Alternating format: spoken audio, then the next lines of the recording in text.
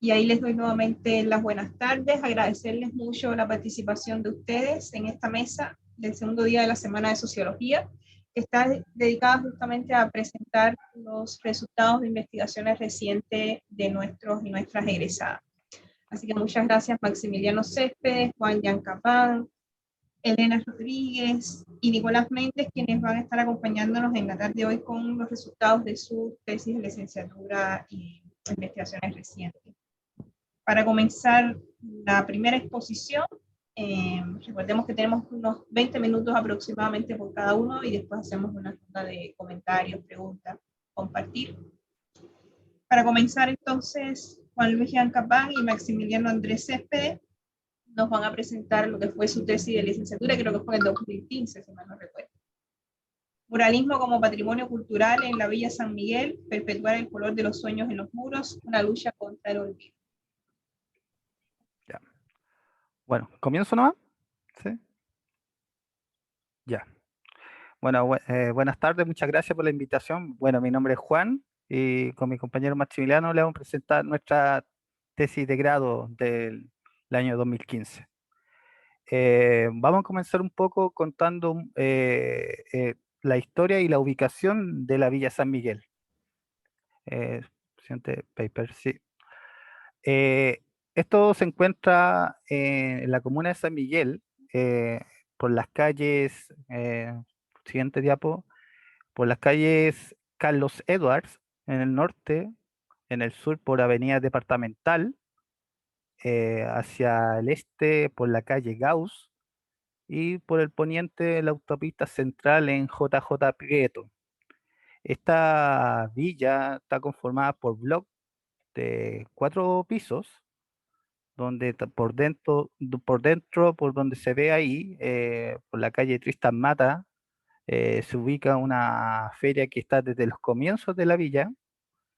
Y también comentar que su nombre original es la población Miguel Munizaga Musino. Fue construido en los años 60 por la Corby, enfocado para familias de obreros de Madeco y Madensa. Eh, por ahí, la primera foto es una foto de esos años, de los primeros vecinos que llegaron a la villa. También comentar que como era los años 60, aún no estaban construidos los blogs, pero no tenían plaza. Entonces eso llamó a los habitantes de la villa a organizarse y poder utilizar los espacios públicos que tenían destinados. Entre eso, en esos años se conformaron clubes deportivos. Por ejemplo, en esa segunda foto se ve el club de Tristan Mata, que era un club deportivo de fútbol. La tercera foto también es de un club femenino de básquetbol.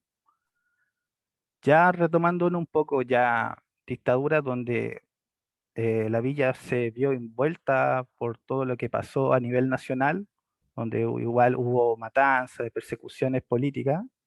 eh, También hubo muchas manifestaciones. Ahí esa cuarta foto demuestra la foto del grupo conocido como Los Prisioneros, donde uno de sus integrantes, Miguel Tapia, vivió en la villa y donde ellos también ensayaban en ese barrio. Eh, para mostrar la quinta foto, donde también hubieron manifestaciones, sobre todo cuando fue el tema del plebiscito del no, que eso fue en el año 88, 89, no, me imagino que fue mucho en esa fecha. Eh, Antes de explicar un poco el proceso de la investigación, quería también comentar que ya post dictadura el barrio empezó a ver un cambio un poco de esa participación, sobre todo por un tema de que el espacio público estaba quedando olvidado, los bloques estaban ya quedando deteriorados por no mantención y también por el tema de que muchos de los antiguos gente que vivía en el barrio empezó a irse del lugar. También comentar que paralelamente San Miguel estaba pasando por un tema de crecimiento inmobiliario y eso estaba amenazando a la villa por el lugar específico donde quedaba. Y también un ejemplo es, bueno, para los que conocen San Miguel, es el llano, donde se mató casi toda la parte antigua del llano y donde ahora hay puro edificio. Es por esto mismo que nosotros, por el tema del muralismo, porque ya lo que pasó que como estaba este tema del olvido y la falta de utilización del espacio, se conformó el colectivo Mitzar, que ellos postularon a un fondar para poder pintar los muros de estos blogs. Que eso mayor en detalle lo contará mi compañero Maximiliano. Y la pregunta de investigación que nos guió a estos es, ¿cuáles son los capitales culturales en la relación del muralismo con la identidad barrial de los habitantes de Villa San Miguel al considerarlo como patrimonio cultural? Recalcar también que el objetivo general que nosotros construimos fue comprender los capitales culturales presentes en la relación del muralismo con la identidad barrial de los habitantes de Villa San Miguel al considerar como patrimonio cultural. Y el objetivo específico, que fueron tres, fue identificar y caracterizar los significados que poseen los murales para los vecinos de la Villa San Miguel. El segundo, identificar los elementos identitarios que generan los murales para los vecinos de Villa San Miguel y descubrir qué elementos rescatan los vecinos del concepto de patrimonio cultural. En la parte metodológica, nosotros lo enfocamos de forma mixta, por, por un proceso de dos fases. La primera fase, que iba a ser una entrevista semiestructurada, enfocada a los actores más relevantes de la Villa San Miguel, junta de vecinos, gente que vivió en los primeros años en la villa, como también del colectivo Mitzar. Después de eso, nosotros establecimos la fase 2 como la construcción de encuestas, ya recopilando toda la información que teníamos de la entrevista para hacer un instrumento que fuera relevante hacia los habitantes de la Villa San Miguel, tomando una muestra representativa y que tomara todos los objetivos que nosotros construimos.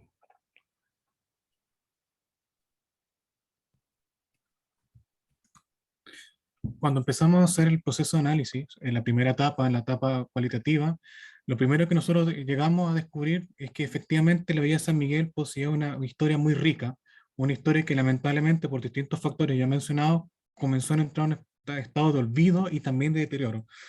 En este sentido, nosotros identificamos claramente y muy diferenciados y marcados tres procesos históricos en la villa.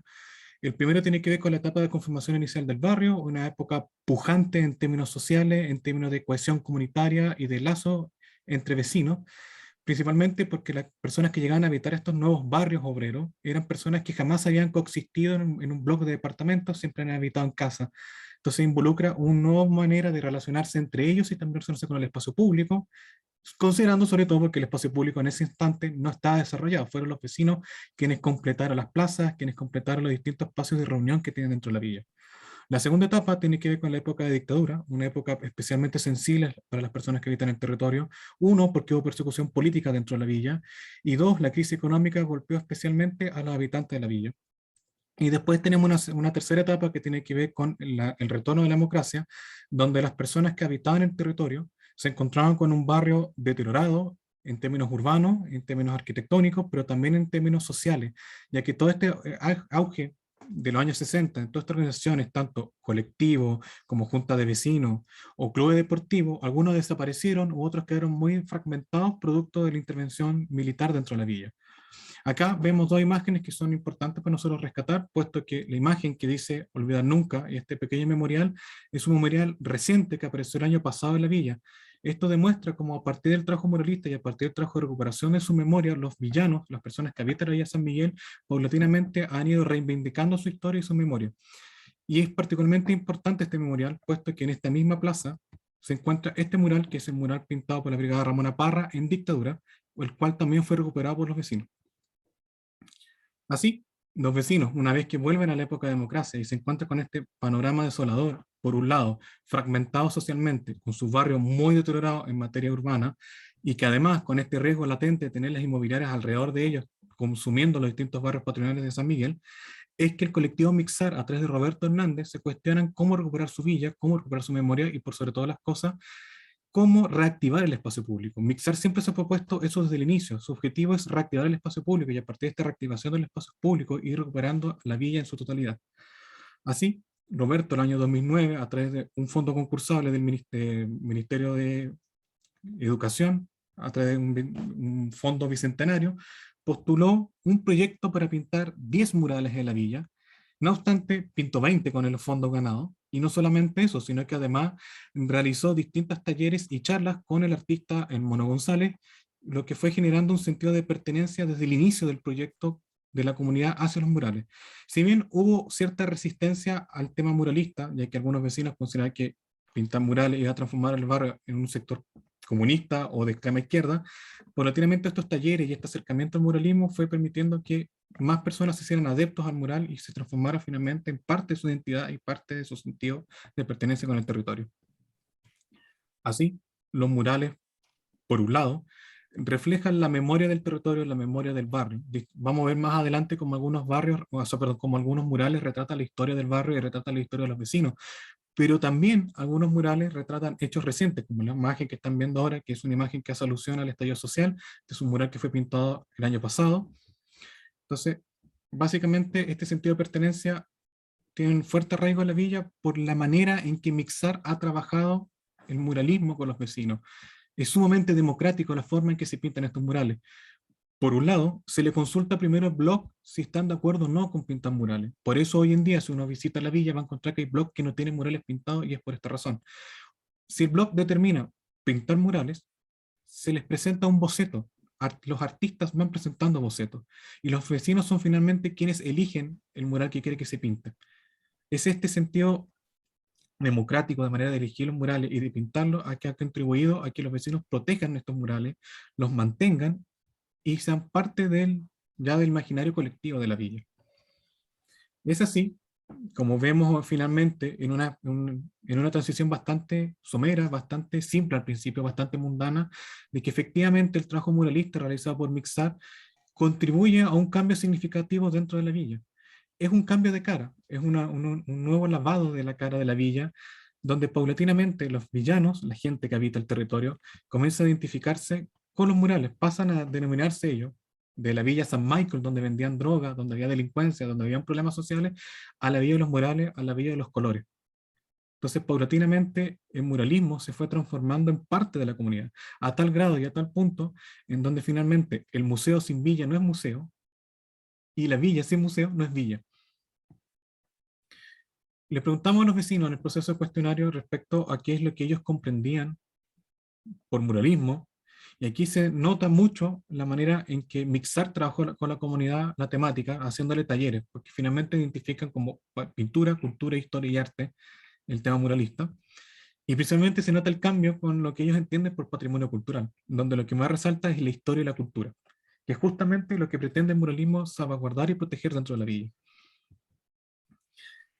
Respecto a los gustos y las preferencias de la gente de la villa sobre los murales, obviamente el mural más votado y el más escogido como el más representativo es el Museo de los Prisioneros, o sea, perdón, el mural de los prisioneros. Este es el mural que da inicio y puntapié formal al museo como tal. Este es el primer mural que se pinta. Como bien decía Juan al principio, los prisioneros son parte de la historia de la villa y es significativo que sean el puntapié inicial del trabajo muralista. El segundo mural tiene que ver con la Feria Tristan Mata. Como decía también Juan al principio, la feria creció en paralelo con la villa. Mucha gente que vive en la villa trabaja para la feria y es parte del imaginario colectivo de ellos. Y el tercer mural elegido es un mural que se llama Mi Niña, que si bien no evoca a nada, a la memoria o a la historia de la villa, sí tiene cierta melancolía, cierta identificación de las personas con la infancia, y por eso que este mural es también muy querido por la gente de la villa. En conclusión, Efectivamente, pudimos comprobar que finalmente el muralismo en San Miguel sí contribuye a un cambio significativo en el tejido urbano y social. Paulatinamente, el uso de los espacios públicos hizo que distintas organizaciones se volvieran a unir, se volvieran a juntar y volvieran a ocupar estos espacios a la luz de los murales. Si ustedes se fijan en algunas fotos que hemos presentado murales, se van a dar cuenta que los murales tienen unas placas que identifican quién fue el artista que lo pintó, cómo se llama el mural y el año en que fue hecho. Y no solamente eso, sino que en la parte superior del mural hay un foco que no solamente ilumina el mural de noche, sino que ilumina la calle. Entonces, finalmente hay un trabajo que mezcla todo dentro del barrio, donde el mural ayuda no solamente a recuperar la memoria simbólica del territorio, sino que también ayuda a recrear los espacios públicos. Es así que finalmente el muralismo es parte del capital cultural de la villa, es parte de su historia y una nueva apropiación de los usos del espacio público. Así, este capital cultural se transforma en un patrimonio cultural que ayuda a preservar la identidad de la villa. Ahora, es importante mencionar que en este proceso de investigación que se realizó en 2015, nosotros consideramos una pequeña reflexión. Esta reflexión apuntaba a un elemento que no habíamos considerado y no habíamos incorporado dentro de la investigación al principio, que tiene que ver como el muralismo y el patrimonio dentro de las políticas públicas en Chile y dentro de distintas políticas de conservación del patrimonio cultural. Y para nosotros, esta reflexión tiene que ver mucho con que el muralismo no ha sido incorporado, por ejemplo, en otras partes en México, donde es un patrimonio inherente de la cultura mexicana. Aquí en Chile no tiene mayor relevancia el muralismo, y el patrimonio, por otro lado, está sustentado en una ley, en ese momento, en una ley eh, que no consideraba nuevas dimensiones de patrimonio, no consideraba nuevas formas de expresión de patrimonio, pero eso es una reflexión del año 2015.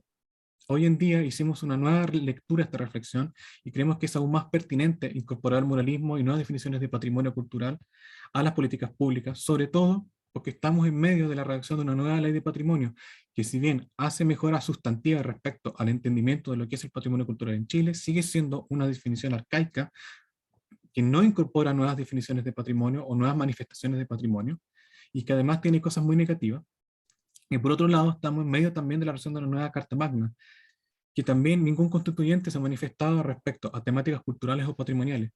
Y si no es hoy, y se puede incorporar estas discusiones sobre la relevancia que tiene el patrimonio cultural para las comunidades y la que tiene las expresiones artísticas para las comunidades, la pregunta es cuándo.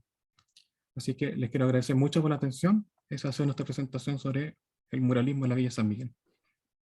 Excelente, Juan y Maximiliano. Muchas gracias. Además, muy buen trabajo también el poder actualizar tanto con imágenes, con registro visual, como esas reflexiones de lo que fue la investigación de ustedes en el 2015. Así que agradecida de estos nuevos hallazgos. Bien, le damos entonces la palabra para seguir en esta línea a propósito de memoria, derechos humanos y ahora desde una perspectiva de género. Se la damos a nuestra reciente egresada, Elena Rodríguez, que va a presentar su trabajo de licenciatura, Comisión Chilena de Derechos Humanos, significación del trabajo de las mujeres en las décadas de los 80, 90 y 2010. Adelante, Elena. Gracias. Gracias. Vamos a poner como presentación desde el principio. ¿Se ve ahí para todos? No. ¿No? Todavía no. No sé. Darle compartir pantalla y pinchas el cuadrito que te sale. Entonces, compartir. Está compartir. Está abajo. Eso Ahí está. Perfecto. Y ahora desde el principio. Ahí sí. Perfecto. Bueno, saludar a todos nuevamente y la verdad que agradecida de participar de la Semana de la Sociología, que nosotros como como profesionales y los estudiantes siempre estamos pendientes de todo el acontecer, analizamos desde el pasado para el presente y hacia el futuro, y esta investigación se centra en las mujeres que trabajaron y que trabajan en la comisión, utilizando una categoría reciente que es de defensora. Así es que quisiera también hacer un tributo, un homenaje a la defensora que falleció el mes pasado reciente, en la conmemoración del 18 de octubre, Denise Cortés, y bueno, que no pertenece a la comisión, pero sí es una defensora de los derechos. Entonces, además incluyo una frase de Walter Benjamin que motivó e inspiró el realizar este trabajo desde las narraciones de las defensoras y activistas de la comisión. El arte de narrar se aproxima a su fin porque el aspecto épico de la verdad, es decir, la sabiduría, se está extinguiendo. La problemática se basa en que generalmente se tiende a identificar a, las mujeres vinculadas a los derechos humanos como víctimas. Las madres de desaparecidos, esposas de presos políticos, esa es como la vinculación que generalmente se atribuye a las mujeres que se vinculan con organismos de derechos humanos. La falta de difusión de cuál es el legado de las mujeres en específico, por ejemplo, de las que trabajaron en la Comisión Chilena, que también necesita más reconocimiento, y que la transmisión y la significación de los activismos de las defensoras determinar cuál es el vínculo que existe entre aquel trabajo y el que se está haciendo ahora. Hay una imagen que es de un trabajo que estamos haciendo en la actualidad de la comisión sobre el rescate del material fotográfico, del archivo fotográfico. Y en medio de la fotografía, la pude encontrar ahora, está Mila Oyarzún, que es una de las fundadoras de la Comisión Chilena. La historia de la comisión se remonta al año 1978 y surge como la necesidad de una organización más pluralista y que ayudara, ¿no?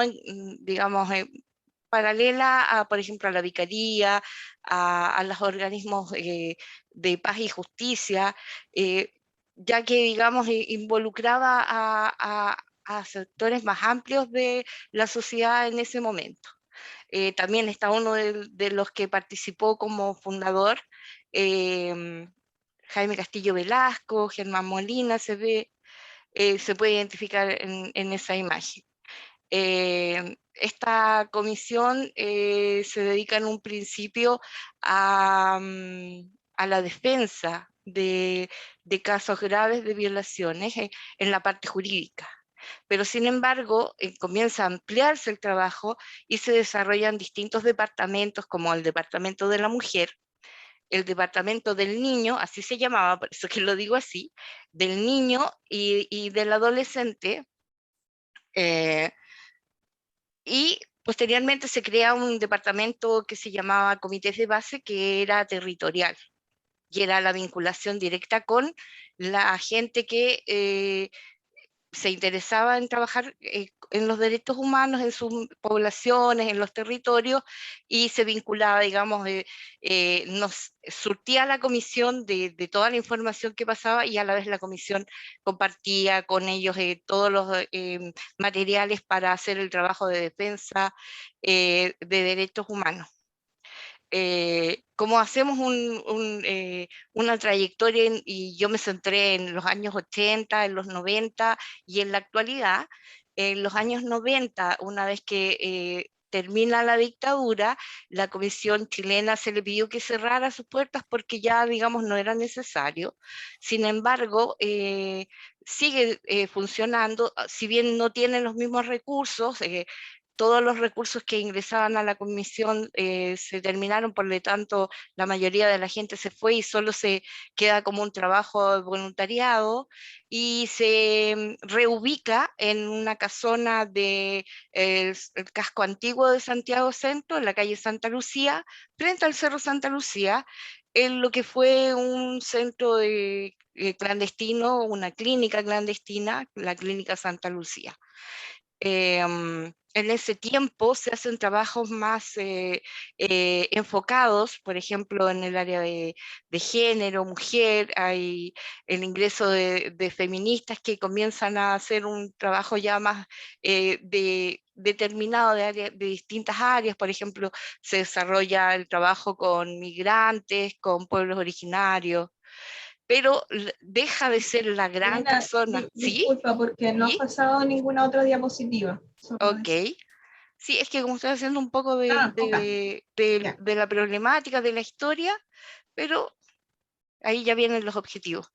Entonces, en los años, en la actualidad, la labor de la comisión se ha enfocado más en el trabajo del archivo, recuperar el archivo, ordenarlo y difundirlo. Entonces, los objetivos de esta investigación fueron conocer las resonancias biográficas del significado de los activismos de estas mujeres de las 3 décadas que escogí, y como específicos, identificar la construcción de los activismos de las mujeres, relacionar los componentes de beligerancia de ese activismo, indagar en las particularidades transmitidas y resignificadas de los activismos de los años, de las décadas anteriores con el periodo actual, y comprender el significado de los activismos de las mujeres de la Comisión chilena. Acá se resume bastante los supuestos y el marco de referencia de esta investigación. Como supuestos, yo determiné que las defensoras de la Comisión chilena conservan una transmisión generalizada en su quehacer. O sea, hay una identificación con ese trabajo que las mujeres hicieron en el archivo, que fueron quienes lo levantaron, digamos, con las mujeres que trabajaban en las organizaciones de derechos humanos que funcionaban al interior de la casa, como las agrupaciones. Y en ese trabajo de calle, en ese trabajo de salir o hacer huelgas de hambre, preparar pancartas, hacer lo que se llama actualmente performance, que eran intervenciones en la calle. También que las actuales participantes se interesan en conocer el trabajo de sus predecesoras. Las acciones de las pasadas generaciones construyen significaciones en las actuales participantes. Y el marco de referencia para esta investigación fueron los conceptos de significación, de resonancias biográficas, la identidad de género y los derechos humanos. Bueno, en cuanto a los fundamentos metodológicos, el paradigma que utilicé fue el fenomenológico interpretativo, la metodología cualitativa, el método biográfico. El alcance y la lógica de esta investigación fue descriptiva. La técnica fueron entrevistas biográficas desde el enfoque de Berthaud, acompañada con el análisis de los documentos que estaban a mi alcance, ya que yo participo de la organización, trabajo en ella. Además que este enfoque biográfico me permitía no hacer una narrativa biográfica de toda la vida de las defensoras, sino que centrarse en el periodo en que ellas participaron de la comisión. El muestreo y los criterios muestrales, la muestra fue intencionada, como les expliqué que yo trabajo en el lugar, y el criterio muestral se basó en las trayectorias de las defensoras. seleccionando a cada entrevistada por el periodo en el que participó, y del actual escogí a 2 personas, que una es una de las que es miembro del directorio, que tiene su antigüedad, y una es una chica que entró justamente más o menos en el periodo del estallido social, que es una joven recién titulada, una asistente social, y que llegó a trabajar así como hacían las antiguas defensoras, haciendo fichas, realizando, tomando declaraciones, y así, o sea, llegó y ya, viene a trabajar inmediatamente en esto. Entonces, por eso elegí a 2 personas del periodo actual.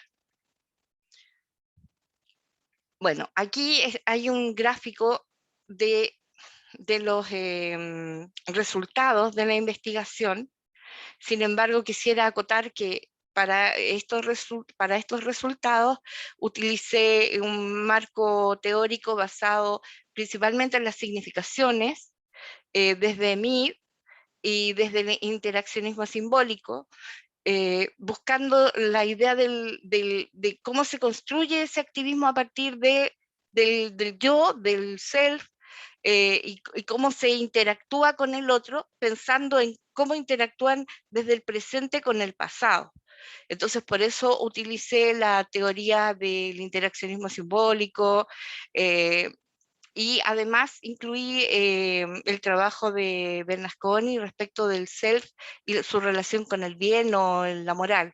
Entonces, uno descubrir que las defensoras tienen esa idea del bien que las mueve para participar, y que además amplía esa visión de la defensora víctima, de la mujer que está porque necesita, digamos, o sufrió un daño grave a su vida, ¿no es cierto?, a su familia.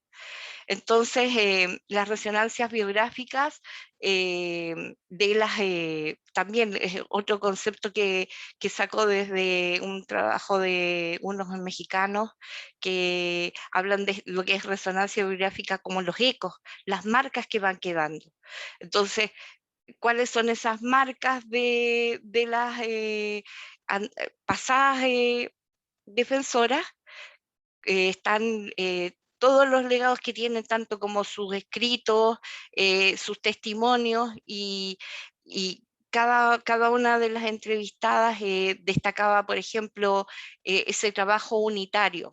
La persona que es Rosita Silva, que es muy conocida, hija de un ejecutado político, participe del la agrupación de familiares de ejecutados políticos que funcionaban en la comisión.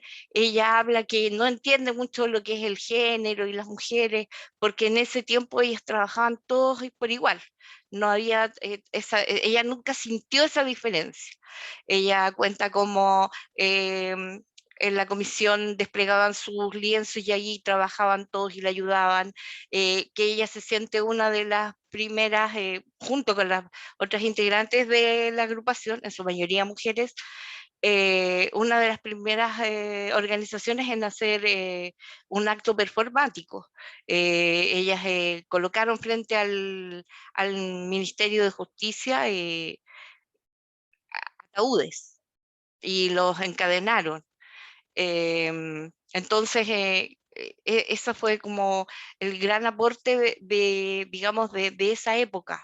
Y de hecho, gracias a esta investigación, ella vuelve a vincularse con los actuales integrantes, sana heridas, porque también la narración biográfica permite no solamente saber cuál fue su activismo, sino los activismos que tenían en aquella época, sino que cómo se sentían, cuáles eran sus miedos, qué cosas dejó de lado ella.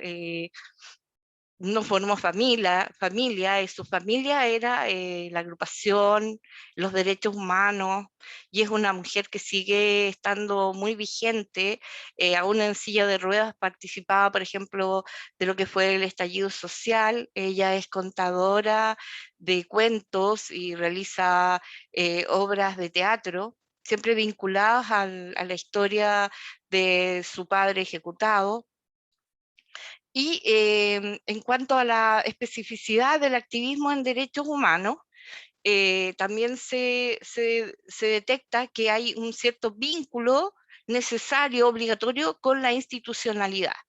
Si bien la organización es sin fines de lucro y es independiente, necesariamente debe vincularse con las leyes, con lo que es la Constitución, y proponer y también disentir, porque el rol de los derechos humanos siempre es observar y denunciar la actitud o las acciones del Estado en contra de las personas. Comentar que actualmente la Comisión Chilena de Derechos Humanos es el organismo que ha presentado querellas contra el gobierno sobre violaciones a los derechos humanos tras el estallido social de octubre, del 18 de octubre. Entonces, en cuanto al género, la particularidad de las mujeres de la comisión, se observa esa solidaridad que se traspasa. Por ejemplo, la persona que trabajó durante los años 90, que es Verónica Matus, ella también muy generosa para poder realizar las entrevistas que hicimos. Ella entró en un momento en que había muy poca gente en la comisión, muy poco desarrollo, entonces ella también ha vuelto.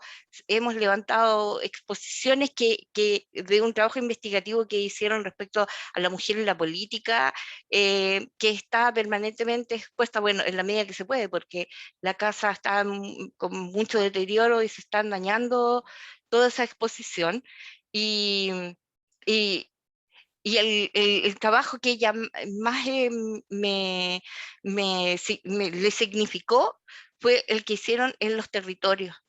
El poder haber llegado al sur, me dice, con personas que todavía tienen contactos y que todavía siguen trabajando por los derechos humanos en territorios como Aysén, Valdivia, y para el norte igual. Entonces, gracias al trabajo que pudieron hacer por los medios que tuvieron en los años 90, hicieron mucho trabajo territorial con mujeres.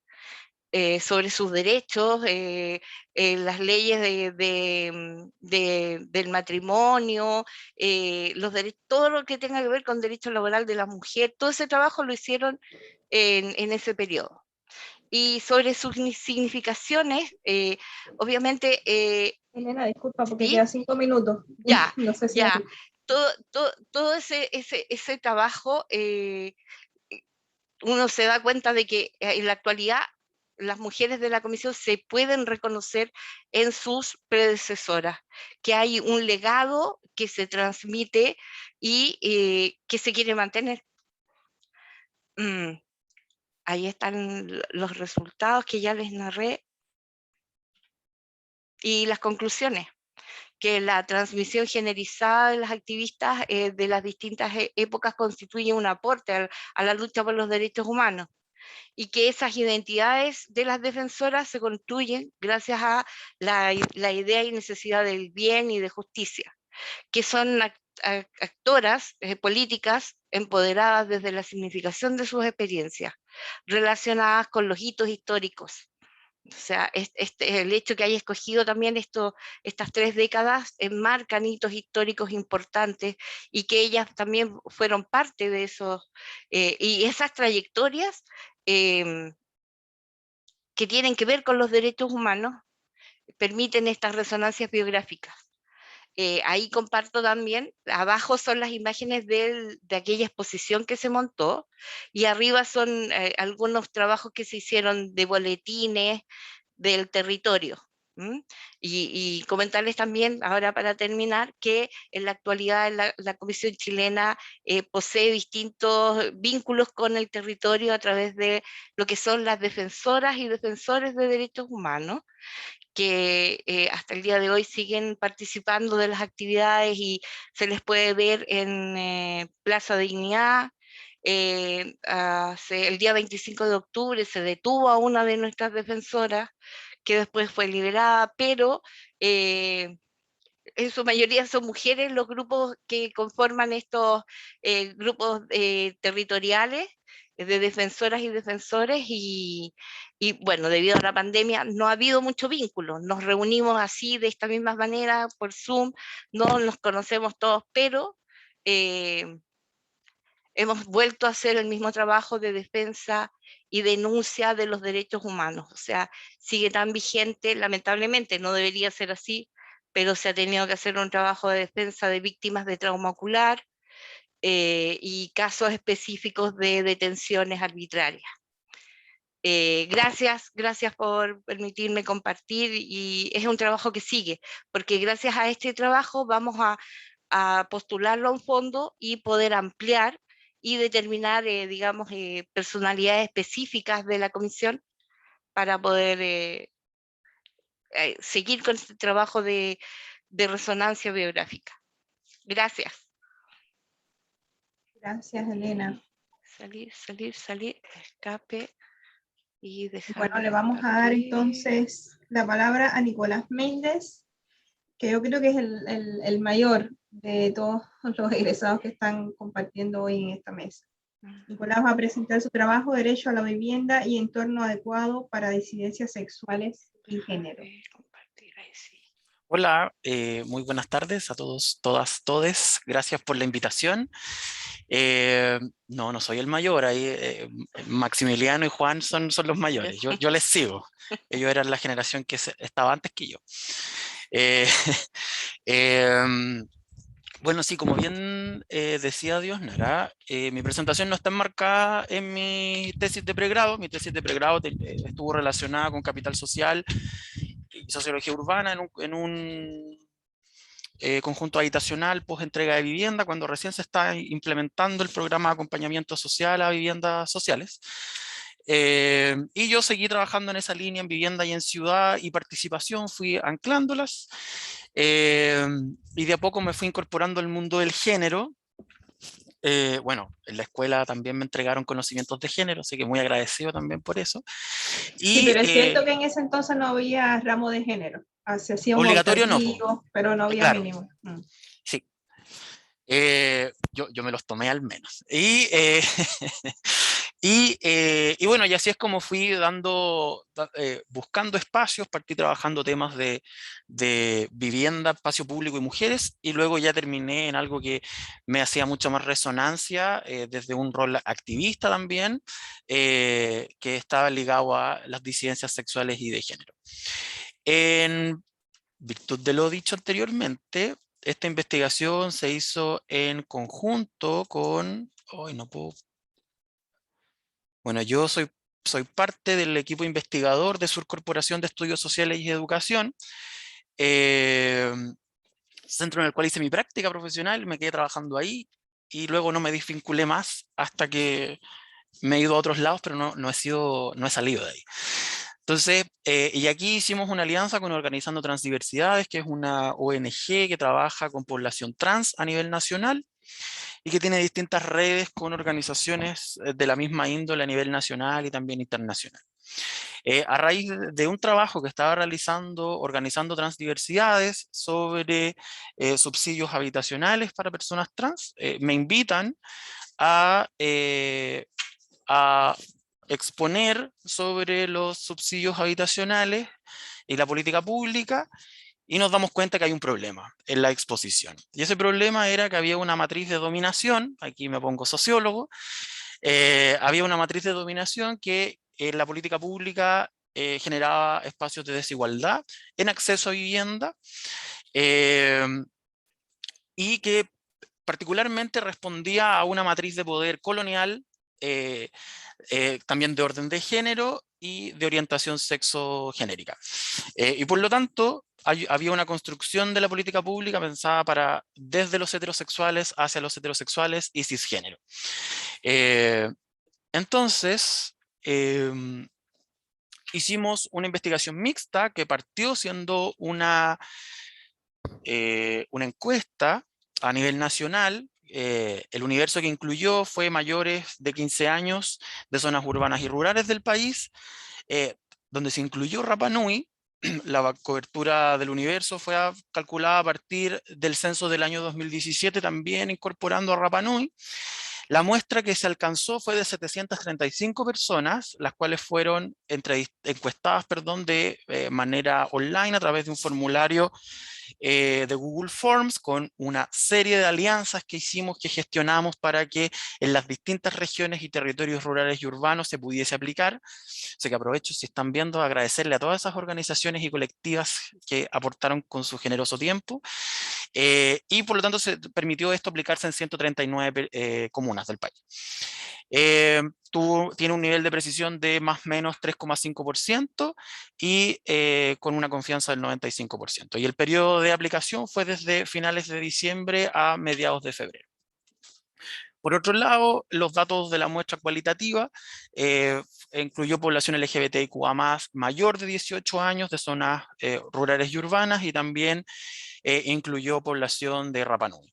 La muestra fue de 28 personas identificadas o que se autoperciben como LGBTQIA+, las cuales también fueron entrevistadas de manera online, y dividimos para hacerlo proporcional de acuerdo a la cantidad de habitantes por zona.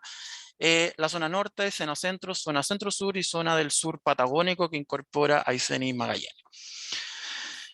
Un poco el resumen de la caracterización sociodemográfica que se hizo. Esto no se ha lanzado el estudio, así que es una premisa y un abstract de lo que se hace. Se lanza el próximo jueves en el Colegio de Arquitectos y Arquitectas a las 6 de la tarde.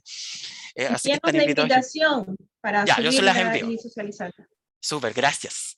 Entonces la participación estuvo compuesta por todas las regiones, como pueden ver ahí, y concentrada principalmente en las regiones que tienen mayor cantidad de población, llegando al casi 50% en la región metropolitana, cercano al 9,5% en Valparaíso, cercana al 6% en Los Ríos, al 5% en la Araucanía, y tiene, bueno, hay pequeños márgenes de error si uno lo mira por región, pero a nivel nacional al menos tiene un margen de error de más o menos 3,5%. Las participaciones por rango etario, aquí está un poco la distribución etaria de quienes principalmente contestaron y fueron partícipes también de la parte cualitativa.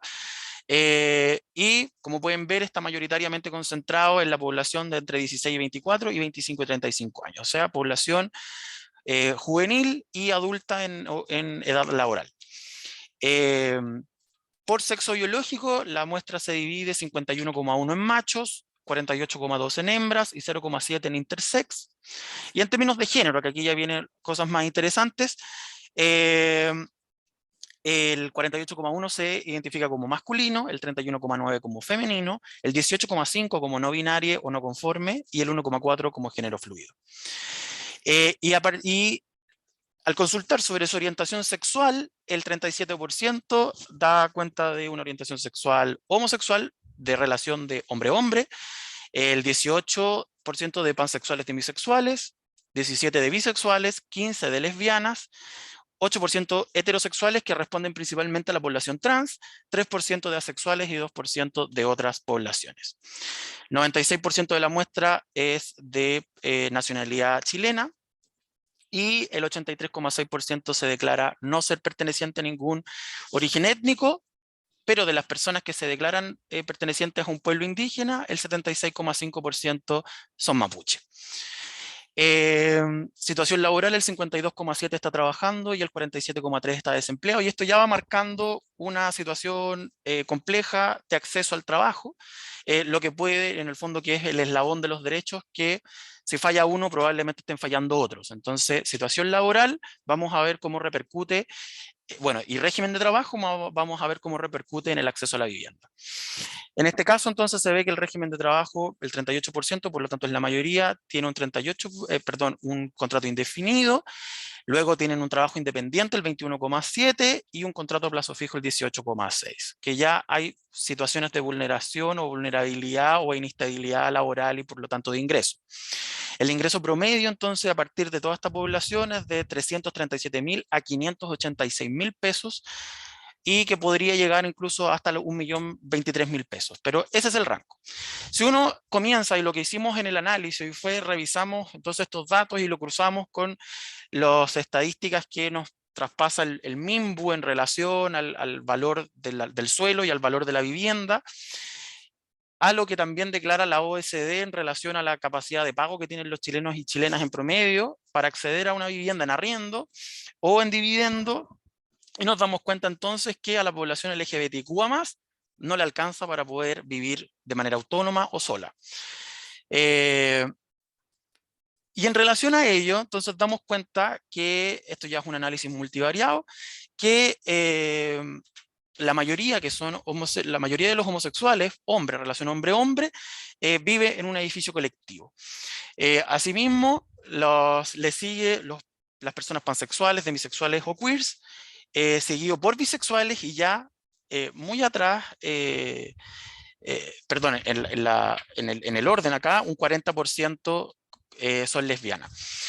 Aquí entonces ya se ven dos fuertes componentes, ¿no? Que son un binarismo, ¿no? Hombre-hombre, mujer-mujer, son los que concentran la mayor cantidad de población habitando en edificios colectivos, o sea, departamentos. Y la conformación a nivel familiar da cuenta de que la composición dentro de las edificaciones es principalmente unifamiliar y luego multifamiliar. En salvedad quizás con lo que representa la población de lesbianas y heterosexuales y por lo tanto población trans y asexuales y grisexuales, sobre que generan grupos o coaliciones de habitabilidad en conjunta, colectivas, que resisten un poco a la política pública heterosis patriarcal. Esto me lo voy a saltar. Y bueno, aquí un dato importante es que el 0,5 de las personas que viven en vivienda informal y que fueron parte del estudio son homosexuales, hombre-hombre, y el 1,6 pansexuales, demisexuales y queer. ¿Qué tan conformes están las personas con su vivienda? Aquí vemos que están en intermedio, en un rango intermedio la mayoría, ni conforme ni desconforme, pero que a pesar de ello hay una mejor evaluación de la condición o la conformidad con su vivienda en la que vive actualmente. Sin embargo, al preguntar si se cambiaría de vivienda, el 52,2% dice que se cambiaría. ¿Cuáles son las razones de por qué se cambiaría? Primero, porque son muy pequeñas. Segundo, porque se ubica en un lugar inseguro, y esto está principalmente vinculado con espacios fuertemente masculinizados que reproducen una cultura de violencia hacia lo que se construye como feminizado. Un poco lo que dice Judith Butler sobre la performance del género. Entonces, cuando te perciben con esta matriz de poder, dominación, cuando te perciben como feminizado, inmediatamente eres excluido, no tan solo desde la política pública, sino que también desde los espacios que se cohabitan. Y en ese caso, esto sería uno de los factores gravitantes para que las personas se cambiaran de domicilio. Y eligen la principal elección o factores que generan la elección del barrio. Uno, el 41,1 dice que no tuvo opción, y otros, el 30,1 dice que nacieron en el sector.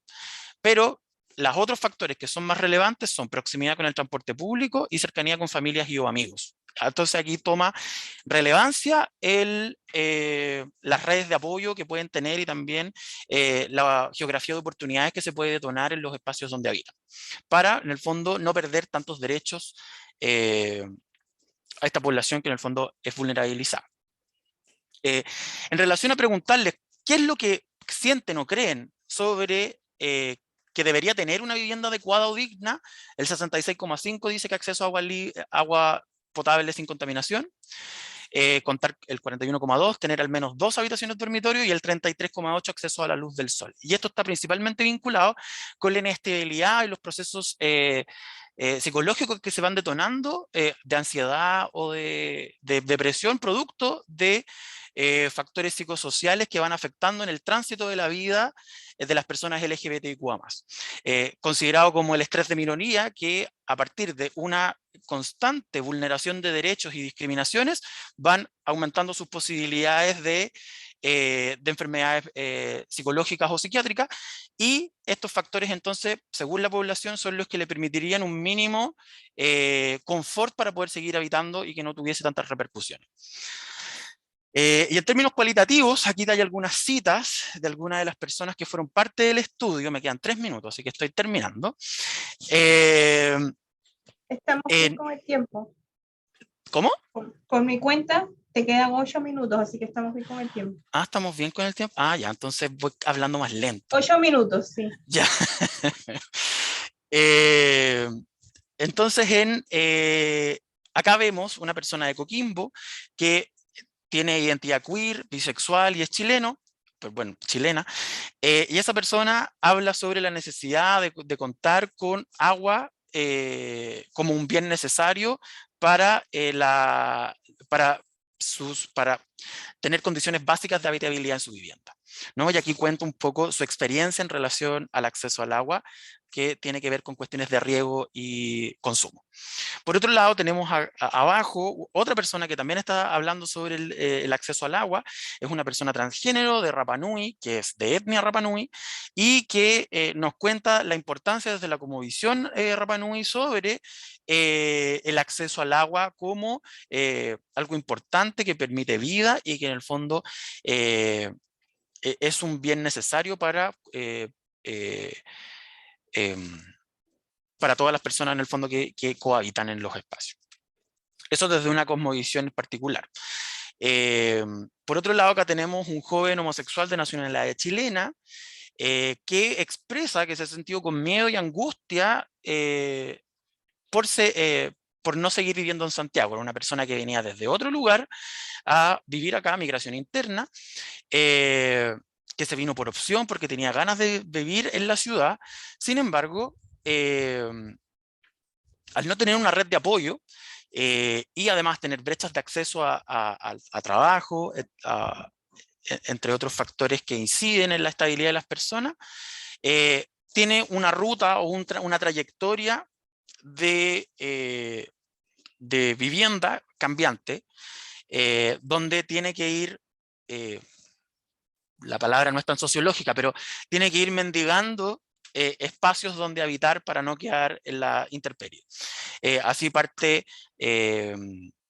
viviendo con conocidos, con amigos, y abajo podemos ver entonces cómo una joven lesbiana de nacionalidad chilena, también de la comuna de Coquimbo, habla sobre los espacios que tienen pocos metros cuadrados, que es un gran problema en la política pública de este país en vivienda, y que el combinar acciones al interior de los hogares también repercute en la sociabilidad interna de los hogares, pero también en las condiciones que se les permitía desarrollar sus labores.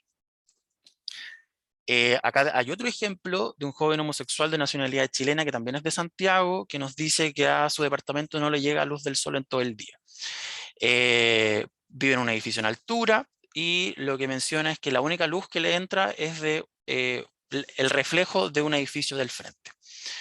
Y eso hace condiciones de habitabilidad menores a los estándares esperados, o al menos de lo que las disidencias sexuales y de género esperan como mínimos estándares en la vivienda, debido a que esto provoca frío, además de poco acceso a la luz, y hace que gaste una mayor cantidad de dinero en poder calefaccionarse. Y en relación a los espacios públicos, al uso de los espacios públicos por parte de la población LGBTQA+, dicen que el 71,5% realiza actividades recreativas y o contemplativas en los espacios públicos, el 52,1% solo los ocupa como espacios de tránsito, y el 32,6% realiza actividades deportivas. ¿Y por qué no los usan? El 36,4% menciona que es por sensaciones de inseguridad, y el 17,1% falta de tiempo, y el 15,8% no le interesa usarlo. Ahí nosotros profundizamos cuáles eran las sensaciones de inseguridad, por qué había una sensación de falta de tiempo y por qué no les interesaba usarlos. Eso será parte de la exposición del jueves. Pero lo que podemos ver acá, y en relación a la primera, que es sensación de inseguridad, acá hay un adulto homosexual de nacionalidad mexicana que nos menciona que hay lugares a los que uno no va porque es homosexual y sabe que si uno se va a meter a esos lugares, le pueden decir algo o hacer algo. Y así hay muchos casos, ¿no?, que quedan en los informes que ha hecho la misma OTD, pero también que ha hecho el Móvil y el MUMS en relación a la agresión en los espacios públicos hacia las disidencias sexogenéricas. Acá hay un joven transmasculino que lo que nos comenta es que le da miedo caminar por ciertas partes de Calama, porque hay una cultura imperante de machismo, y le silban y le gritan cosas y amenazan con pegarle al ser observado como una persona trans. Uno pensaría que las personas transmasculinas tienen menos brechas de violencia. Sin embargo, las personas transmasculinas, como también las transfemeninas o trans no binarias, experimentan también otras agresiones o flujos de desigualdad que merman la capacidad de movilidad dentro de la ciudad, dentro de los barrios, pero también dentro de las viviendas. Y eso es parte también de lo que dimos cuenta, que dentro de las viviendas es donde se concentra la mayor cantidad de casos de abuso y discriminación y maltrato. Y luego le sigue el espacio público, partiendo por personas desconocidas, luego vecinos o vecinas y conocidos, y finalmente por personas, agentes del Estado como la policía. Entonces hay todo un cúmulo de acciones o de variables que inciden en que las disidencias sexuales y de género no ocupen los espacios públicos, por falta también de oportunidades de ocupación, porque hay un fútbol centralismo en los espacios públicos, y que generalmente además son acciones que las disidencias sexuales y de género no realizan tanto. Acá hay otros casos. Algo importante aquí, que la cosmovisión Rapa Nui, de acuerdo a lo que nos dijeron las personas entrevistadas, allá no está mal visto ser transgénero. Y para ellas es un shock muy fuerte ver las situaciones de violencia que ocurren acá en el continente, en Chile, y también cuando tienen que venir a enfrentarse a esa discriminación, cuando allá no es bien visto. Hay también brechas de dominación y poder desigual entre los géneros, pero al ser una comunidad mucho más cerrada y al tener una cosmovisión distinta, no occidentalizada, permite también grados de respeto y buen trato de manera diferente a las que tenemos acá. Y acá al preguntarle a las personas qué tan conformes están con su barrio, el 38% dice que no está ni conforme ni desconforme, y el 29,3% dice que está conforme. Datos muy similares a los de la vivienda. Finalmente, lo que se observa es que hay una exclusión por parte de la política pública, pero también de la cultura chilena, a expulsar a lo diverso.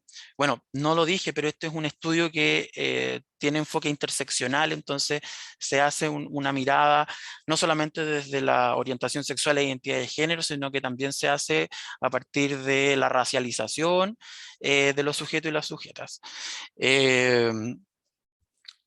Acá entonces lo que se ve es que principalmente son las mujeres lesbianas las que buscan un espacio común para poder encontrarse y resistir a la política pública desigual que las excluye del acceso a la vivienda. Y en el fondo eso les permite ir armando colectivas y cooperativas de vivienda para poder subsistir, ya que los ingresos medios, como pudimos ver, no logran por sí solos dar solución habitacional por el costo de la vida que tiene al menos Santiago y las otras metrópolis como Valparaíso y Concepción y Antofagasta. Finalmente,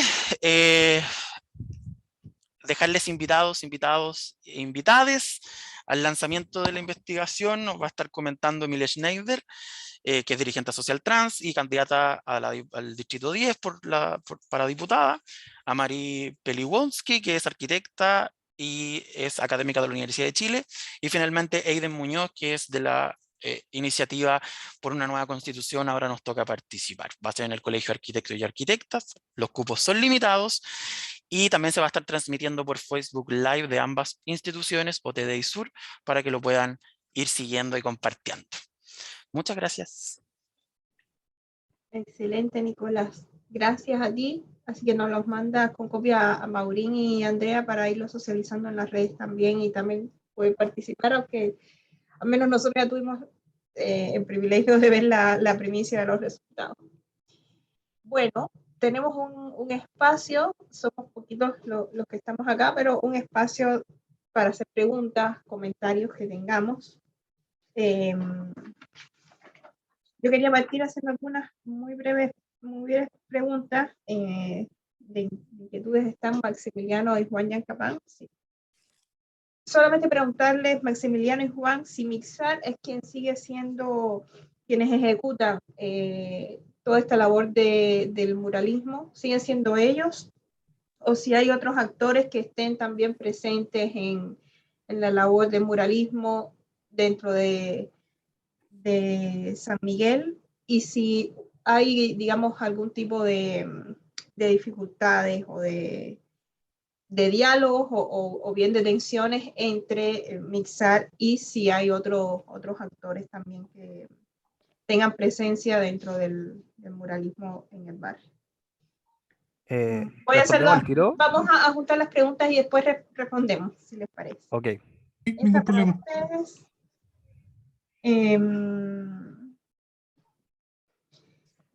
Para Elena. No sé si pregunta. No has terminado, dale. Para Elena, ¿por qué crees tú que sea menor? Aunque yo sé que no era objeto directamente de tu investigación, pero como tienes una experiencia en el tema, ¿por qué crees que sea menor la participación de los hombres en el trabajo de memorias? Y en segundo lugar, si bien es cierto que muchas veces también los resultados de tu investigación lo denotan, las mujeres entran al trabajo de memorias en su calidad de víctimas. Si tú observas que después hay una reconversión, es decir, si parte del trabajo de memorias que ellas hacen es justamente luchar para, aun cuando no haya, digamos, una conciencia de género, como bien tú mencionas, en algunas de esas generaciones no podemos decir que hay una conciencia de género, pero si tú observas ahí precisamente una lucha por mostrar un rol más allá de la condición de víctimas, de ellas como víctimas, ¿no? Y finalmente, para Nicolás, después, pero es una duda como metodológica, los rangos de los ingresos, ahí como que después de los 500.000, como no sé cuál fue si utilizaron un referente de algún otro indicador de otra encuesta, o cómo fue que construyeron, pero es ese detalle nada más metodológico. Por mi parte, eso. Gracias. Patricio. Andrea, ¿ibas a decir algo? Sí, pero dale, Patricio, después voy yo. No, dale, Andrea, porque quiero buscar la lámina específica de la pregunta. Bueno, miren, primero que nada, agradecer a los tres grupos, a los 4 egresados que son actualmente colegas, porque encuentro que son tesis muy interesantes o trabajos de investigación súper interesantes. Me parece, por ejemplo, bien destacable, lamento mucho que no haya estudiantes acá, sin embargo esto va al canal de YouTube, entonces va a tener una buena, interesante salida por las redes, se está grabando con ese propósito también, así que no se queda solo en la presentación que estamos teniendo ahora en este momento, sino que va a tener muchas otras oportunidades de difusión. Dicho eso, me parece que es súper interesante, por ejemplo, la estructura, la estrategia metodológica que ocupa el trabajo de Maximiliano y Juan. Claro, ahora no lo refirieron, pero hubiese sido por eso interesante que hubiesen alumnos para que vieran cómo resolvieron finalmente un trabajo en una estrategia de investigación mixta, que no estoy bien segura, que comenzaba quali y terminaba quanti, al estilo de Bourdieu, ¿cierto? Generando una muy buena articulación de un instrumento de investigación cuantitativa a partir de un trabajo cualitativo. Entonces, un poco, no sé si es posible que refieran o hagan memoria de eso, espero que se acuerden. Y lo otro que quería también es comentar que encuentro que es muy interesante el trabajo que nos plantea Nicolás, que no es su tesis, obviamente es ya parte de su trabajo como profesional, propiamente tal, digamos, porque igual hizo hartas cosas en esa área antes de titularse, pero porque nos mete de lleno, yo creo, a problemas súper coyunturales y relevantes, al trabajo que significa las necesidades particulares de poblaciones históricamente discriminadas y que ahora son mucho más visibles. Claro, ya no persiste la misma discriminación en el ocultamiento, sino que es el trabajo con grupos que que son actores que tienen capacidad de agencia, ¿cierto? Que están reclamándose, visibilizando, exigiendo sus derechos. Entonces, es un contexto, a mi juicio, que nos habla mucho de la necesidad que tienen las políticas públicas de abordar estas otras disidencias como grupos que deben ser considerados. Entonces, el trabajo que hace Nicolás en ese sentido también es doblemente interesante, porque además hay un buen soporte de datos.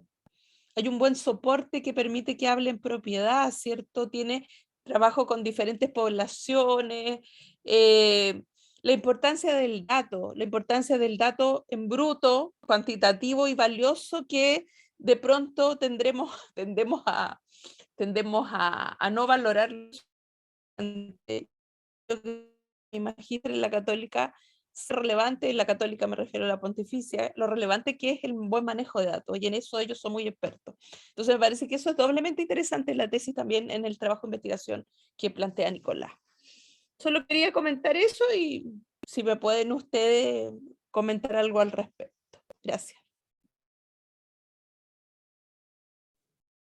Patricio. Muchas gracias. Muchas gracias, Elena, muchas gracias, Nicolás. Voy a partir por Nicolás porque tengo más fresca la pregunta. A ver, lo primero, felicitarte, creo que es un muy buen trabajo. No sé si es un trabajo en equipo, cuáles son el grado de felicitaciones que debo darte, pero está muy bueno. Y una cosa que me parece muy bueno es la presentación gráfica, o sea, hasta el detalle, el cariño de haberle puesto la bandera mexicana a la cita de la persona de México, que parece que ese muestra un niño bonito, digamos, como, eso. A mí me da la duda de cuál es la hipótesis detrás, digamos, del informe. Si este tipo de discriminaciones, que obviamente nadie las niega, digamos, viene por una política para la vivienda que discrimina específicamente a personas no heterosexuales, o es la discriminación general, digamos, de que están accediendo a pocos salarios, de que están accediendo a menores, a empleos más precarios, etcétera, etcétera. O le podemos echar la culpa, digamos, al costo del suelo, digamos, que le afecta no solamente a las diversidades sexuales, sino que también a todos. Entonces, digo, yo creo que evidentemente es lo primero. Yo creo que probablemente los subsidios están enfocados a ciertas legalidades. Creo que también en lo segundo es evidente, y tú mostraste un gráfico muy bonito ahí, o un dato muy decidor en torno a los salarios, y en torno al tipo de empleos que habían, que son mucho más informales dentro de las diversidades sexuales. Por lo tanto, creo que hay punta por ahí, digamos, pero me gustaría escucharte más que yo decirlo. Eso. Una cosa que me quisiera aprovechar, digamos, pedirte como favor, es que me pareció una cosa muy interesante, maravillosa, principales características de una vivienda adecuada o digna, que ustedes le pidieron a los entrevistados que se pronunciaran. Entonces, lo que quería pedirte es la cita, de dónde lo sacaron o si ustedes lo inventaron. Yo lo copié, le pegué un pantallazo, lo tengo ya en mi computador, digamos, pero si hay una referencia y me la das, yo te estoy agradecido, porque creo que es interesante como ejercicio metodológico, ¿ya?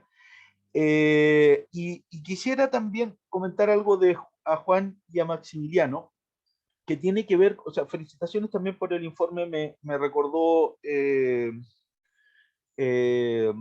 cuestiones personales, digamos, porque conozco bien el espacio. Pero la pregunta es que, ¿qué pasa con las otras espacios que pudieron haber tenido muralismo y que no lo tienen, que pueden estar a la redonda, digamos? No sé si conocerán, pero ¿por qué si se da espacios en la villa, la Brasilia, que está al otro lado de Gran Avenida, por cierto, o la villa de los panaderos, sí, creo, o de los que está al frente, digamos, pero que son casas debajo, ¿ya? Entonces, o al frente, en el lado de Pedro Aguirre Cerda, en la, en la población Chile, creo, no me acuerdo, pero la que está en Departamental y JJ Prieto, en la esquina, digamos, o hacia el lado surponiente, ¿ya? Entonces, lo que querría como comentarles, digamos, es si pudieron pensar o en algún momento han pensado, digamos, en comparar con otro tipo de espacios similares en el marco que este tipo de esfuerzos no se han dado, y también el efecto que tiene el hecho de ser edificios de departamento, ¿ya? Versus casas en otros espacios en donde a través de las casas se da una mayor posibilidad de gentrificación, porque las personas pueden ir vendiendo las casas y el costo del suelo tiene una posibilidad mayor. No sé, me quedo con eso, digamos, como tratar de plantearle un par de preguntas a futuro. Muchas gracias.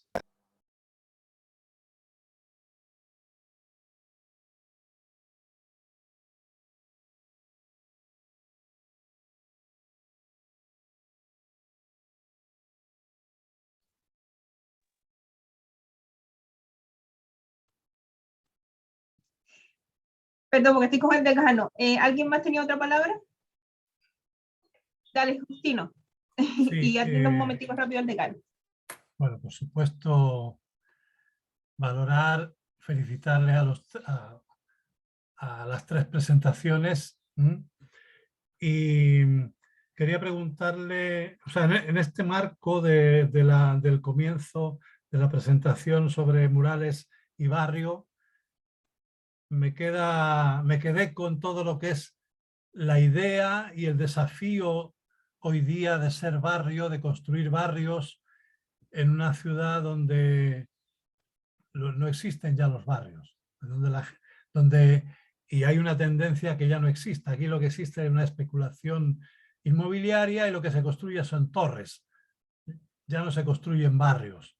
Entonces, creo que en ese sentido el trabajo también de Nicolás, y es por ahí por donde iba yo hacia la pregunta, Nicolás, es si a través de las respuestas que encuentras tú una nostalgia o una defensa o un anhelo de barrio, de no solamente pensar en la vivienda, sino que pensar en una vivienda en un barrio, es decir, la búsqueda de una comunidad, o bien es la búsqueda o la conformación de una organización, esa relación entre querer ser barrio, querer formar parte de una comunidad, o bien participar en una organización que busca objetivos, que busca reclamar derechos, etc.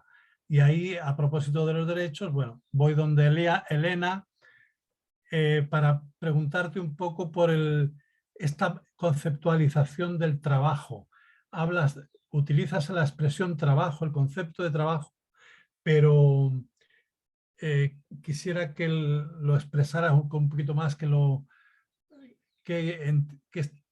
dimensiones, o sea, como que lo pudieras operacionalizar más en relación a qué actividades son las que promueven, hacen, porque seguramente son diversas y van cambiando.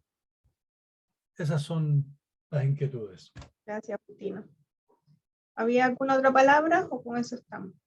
Bien, entonces tienen la palabra, si quieren, en el mismo orden: Maximiliano, Juan, Elena y Nicolás. Sí, no tengo ningún problema. Sobre las preguntas, voy a partir por la pregunta que hizo Dionara. Efectivamente, Mixar sigue siendo quien sigue pintando los murales. De hecho, Mixar paulatinamente ha postulado distintos fondos y con distintas maneras, o con distintas ONG y agrupaciones, ha logrado ir abasteciéndose de elementos que antes por ahí eran arriendo, por ejemplo, el tema de los andamios o las pinturas también. Y lo importante de todo esto es que con las ONG que se ido asociando han sido su llave de entrada a otros artistas murales. Y por sobre todas las cosas, aquí creo que el rol más importante dentro de la organización de Mixar es la figura del Mono González, porque Mono González actúa como curador del museo y es quien finalmente hace la vinculación con distintos artistas para que vayan al barrio. Respecto a conflictos, al principio, cuando recién empezó el trabajo muralista en la villa, sí hubieron conflictos entre vecinos. Como nosotros mencionábamos al principio, son conflictos que tienen que ver con esta percepción del mural como un mural de izquierda o de extrema izquierda, pero este conflicto paulatinamente fue quedando de lado, relegado finalmente, y era un porcentaje muy menor dentro de la población.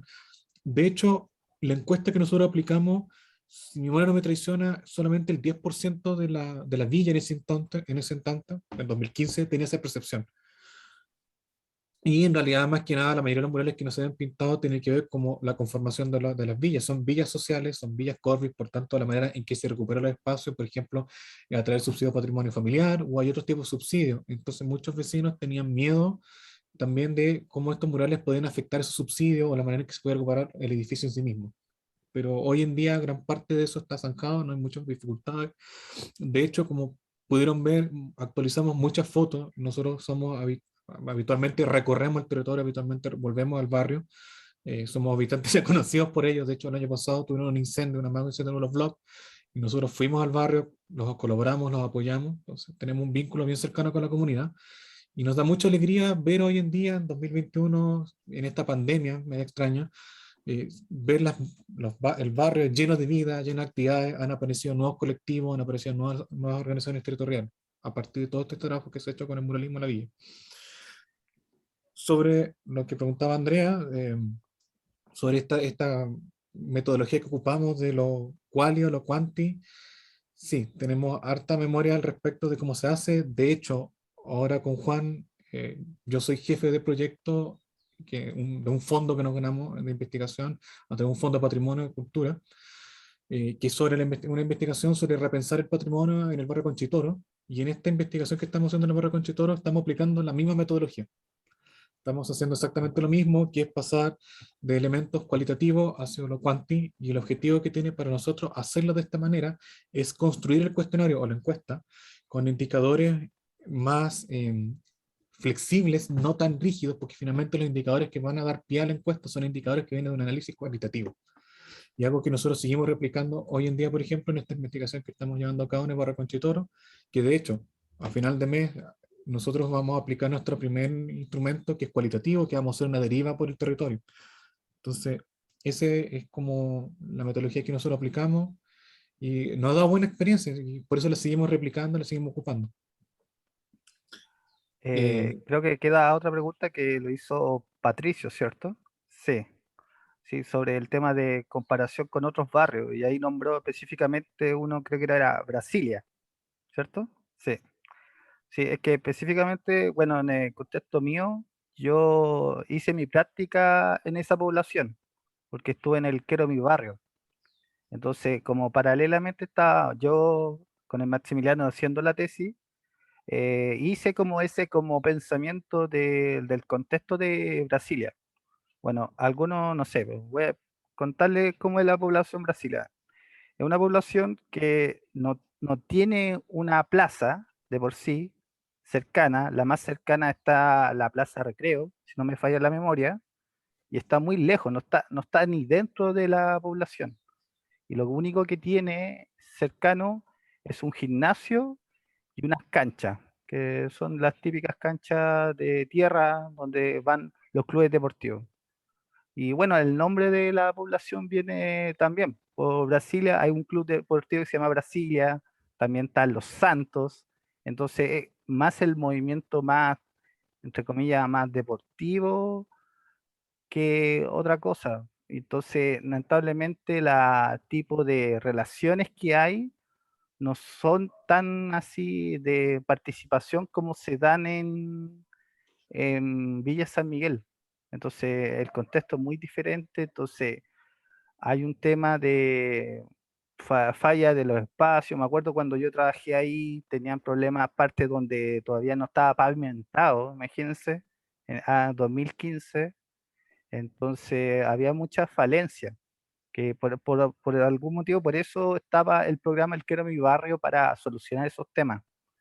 Entonces, claro, lo de Villa San Miguel es muy particular, con el tema de los murales, que pudo embellecer y hacer esto de la participación, pero lamentablemente si lo pensamos en otros barrios, hay que hacer otra cosa más, no solamente el tema de un mural pues puede quedar, pero cómo incentivar a eso a parte donde hay mucha drogadicción, por ejemplo, y hay mucha vulnerabilidad, ese es el desafío actual. De Y hecho, uno puede ver en otros barrios, por ejemplo, tenemos el Museo Celeberto de La Pincoya, que también es un museo a Celeberto Murales, y el contexto es diametralmente distinto a lo que ocurre en la Villa San Miguel. La Villa San Miguel es un proyecto que nace de un fondo del Estado, se sigue financiando con el Estado, con ONG. En cambio, la Pincoya es pura autogestión, la mayoría de los que pintan ahí son pincoyanos, son contextos distintos, son experiencias distintas. Y sí, nosotros nos hemos cuestionado un poco hacer estos casos comparativos.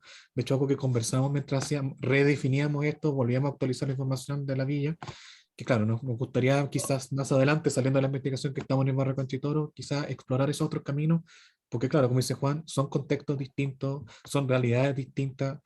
Finalmente la villa igual en cierta medida tuvo, digamos, el público ideal y el contexto ideal para que esto surgiera, lo cual no quiere decir necesariamente que en otras villas no resulte, probablemente sí resulte, pero necesite otro tipo de trabajo, otro tipo de acercamiento.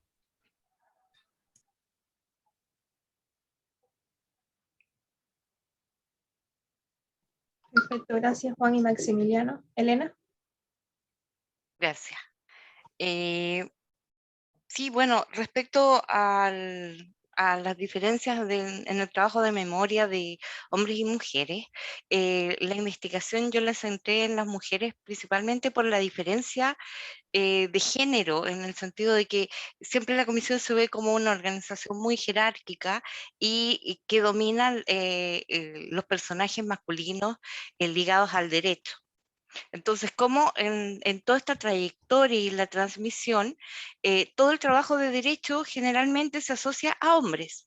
Y, por ejemplo, el trabajo de archivo, de recolectar, que se hizo desde un primer momento, está ligado a las mujeres que ingresaron a la comisión. Entonces, ahora haciendo como un análisis ya desde el trabajo de memoria, generalmente las mujeres estamos más abiertas desarrollamos más la sensibilidad de nuestras emociones, de nuestras memorias. Entonces, tenemos más, o estamos más llanas a esa capacidad de narrarnos, de conversar, de contar. Generalmente los hombres hay más problemas para esta actividad de empezar a comentar y contar. De hecho, hemos tenido personas que trabajaron antes en la comisión y cuesta un poco más, o víctimas. Sobre todo, por ejemplo, en el caso de violaciones a hombres, hay casos que recién están saliendo a la luz, porque en su momento no pudieron contar que fueron víctimas de violaciones sexuales dentro de las torturas. Entonces ahí hay un poco de diferencia de que las mujeres estamos más cercanas a esta costumbre de narrar y de contar. Y respecto al ser defensora y comenzar en este trabajo de derechos humanos desde ser víctima, sí se nota que hay un crecimiento y un apoyo entre ellas mismas. O sea, la participante Rosita Silva me comentaba cómo la mayoría eran generalmente dueñas de casas, hijas, y dejaban sus quehaceres para ir a juntarse en su agrupación, a ir a la comisión, a ir al juzgado, y cómo fueron aprendiendo de las leyes, aprendiendo de la historia, aprendiendo entre ellas, a cómo se organizaban. O sea, sí hay un cambio y hay, obviamente, por ejemplo, muchas de ellas no estaban ligadas a la política como los hombres. Sin embargo, van entrando en organizaciones políticas, comienzan a politizarse, y así, por ejemplo, tenemos grandes dirigentes políticas que han surgido desde las agrupaciones de derechos humanos. Con respecto al trabajo de derechos humanos, yo digo que sí tiene todas las características de lo que es un trabajo ahora. Siempre he pensado que, por ejemplo, la dependencia del Estado no es lo mejor porque no asegura una imparcialidad. Generalmente la labor de los abogados está en difundir todo este conocimiento legal, actualizarse y, como les decía, estar atentos a todo lo que es denuncia, y a lo que va pasando, a tomarle el pulso a las situaciones e ir respondiendo. Entonces, tiene todas estas condiciones de trabajo.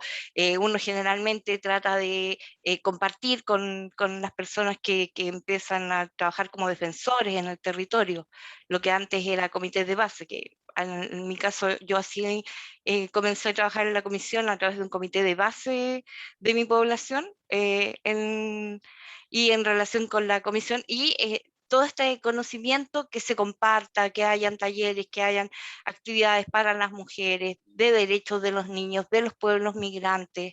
Entonces, todas estas especificidades también dan una visión más completa y un trabajo no solamente jurídico de atender la denuncia, atender la defensa de alguien, sino que ampliarlo y a la vez actualizar los derechos humanos.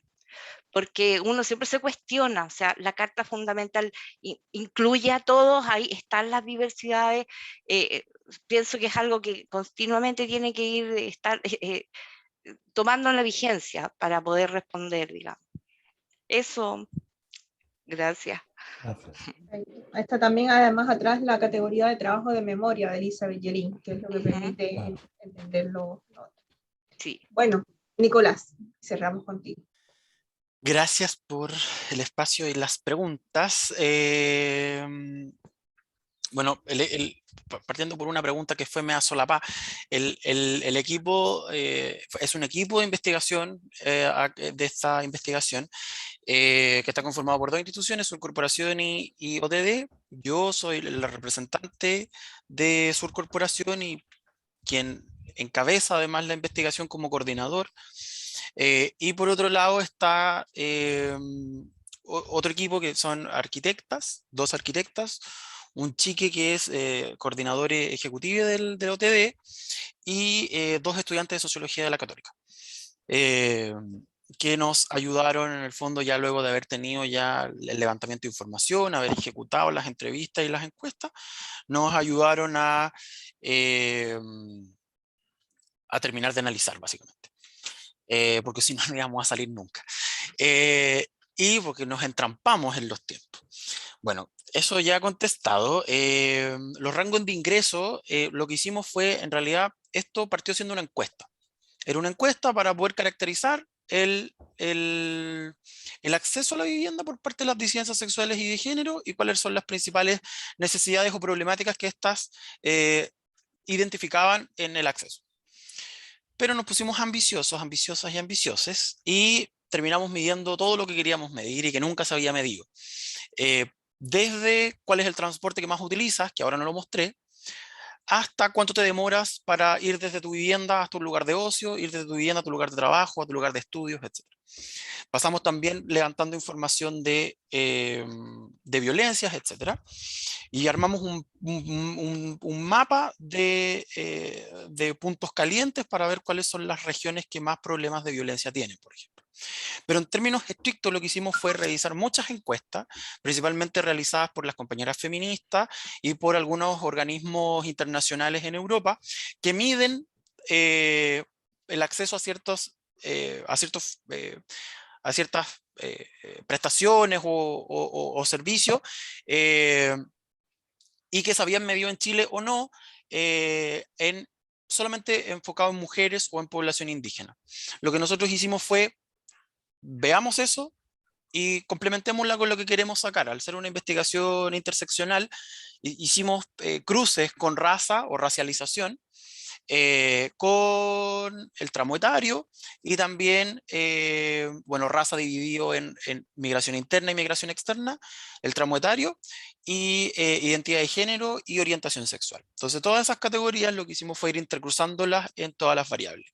Entonces hay una matriz común que son de distintas encuestas, muchas encuestas, revisamos muchas, y fuimos sacando las que nos hacían sentido en relación al objetivo de la investigación y las fuimos adaptando. Eso fue como lo metodológico. Y en temas de ingreso es a partir de una, precisamente fue una encuesta de Países Vascos, si no me equivoco, países, no sé, uno de por allá de Europa, que estaba enfocada a mujeres, y lo que hicimos fue adaptarla y homologamos los rangos de ingreso a Chile. Luego lo que decía la profe Andrea, yo no les puedo dejar de decir profes a ustedes, es la importancia de los datos cuantitativos. Bueno, partimos queriendo solamente levantar datos, y finalmente terminamos en una investigación mixta con un análisis que fue mucho más de lo que esperábamos. Yo la verdad yo no me declaro un sociólogo cuantitativo, aquí me puse a prueba y la sufrí, pero yo creo que salió muy bonito. Aparte tuvimos el apoyo de estos compañeros que también trabajan en la Católica con mucho dato, así que fue de bastante ayuda el enfoque que tienen allá les colegas.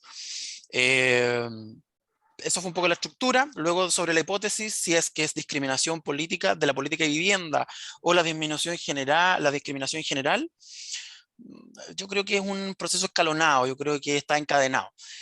A partir de lo que pudimos ver, nuestra hipótesis era que la política pública de vivienda ejercía una discriminación particular. Y esto sale a partir del taller que les mencioné al inicio de la exposición. Pero luego nos fuimos dando cuenta, sobre todo con este enfoque interseccional, que hay una concadenación de factores que producen grados de violencia, discriminación, exclusión mucho mayores.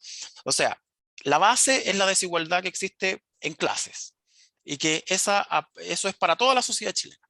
Pero aparte hay factores que inciden también en el acceso a la vivienda y al entorno adecuado por parte de ciencias sexuales y de género, que tienen que ver con su género, con su expresión de género, con su orientación sexual, pero también con el espacio de racialización donde estén. Entonces veíamos, por ejemplo, que en Rapa Nui o en comunidades mapuches o aymara, la discriminación era menor y podían acceder a los tipos de vivienda de acuerdo a la cosmovisión de estos grupos particulares. Sin embargo, cuando salían de sus comunidades, experimentaban violencias que todo el resto de comunidades LGBTQIA+, experimenta en los espacios públicos o en las viviendas. De hecho, la política pública habitacional, solamente desde la creación del acuerdo de unión civil, permite a la población LGBTQIA+ acceder a la vivienda. Pero esto sigue siendo pensado, y es una crítica que hace el estudio, desde un posicionamiento heterosis patriarcal, que lo que hace es replicar la heteronormatividad a una homonormatividad. O sea, que los homosexuales o la población disidente tiene que homologar sus conductas y por lo tanto sus formas de relacionamiento comunitario, sus formas de relacionamiento familiar a lo que la norma cis-hetero impone. Y así es como afecta directamente a la población específica LGBTQIA+. Entonces, dependiendo del contexto y donde estén, cómo funciona la interseccionalidad, es como se van activando las brechas y las discriminaciones. Y en el caso específico, entonces, vemos que hay muchas más brechas que para la población heterosis chilena no racializada. Y finalmente, ya, si es que hay una nostalgia con el héroe al barrio. Qué difícil la pregunta.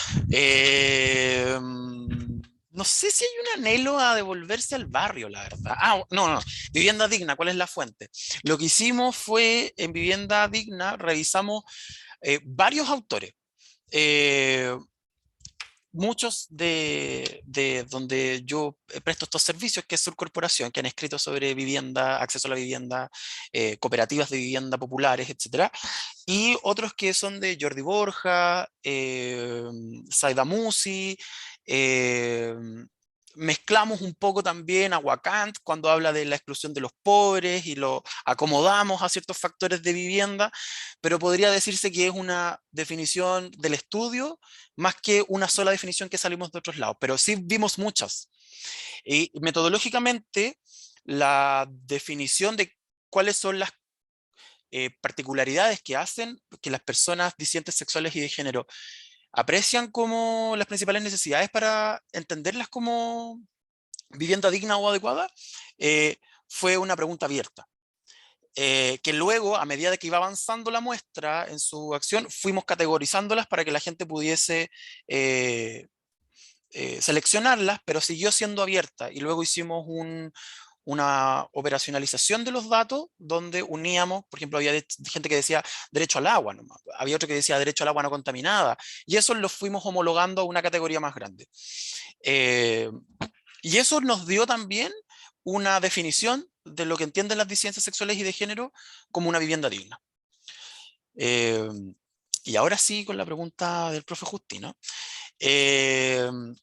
La metodología, perdón, la nostalgia o anhelo al barrio, yo creo que no. Porque parte del estudio también da cuenta de que, que quieren una mayor presencia del Estado en la regulación y del acceso a la vivienda, pero no definen como acceso a la comunidad en vivienda, o sea, como barrio, no volver al barrio, en ningún lado apareció eso. Y por otro lado, aparece la responsabilidad por parte de los privados. Los disidencias sexuales y de género llaman a los privados a hacerse cargo también de la brecha. Y no le hacen crítica al modelo actual de desintegración de lo urbano, de lo comunitario en lo urbano.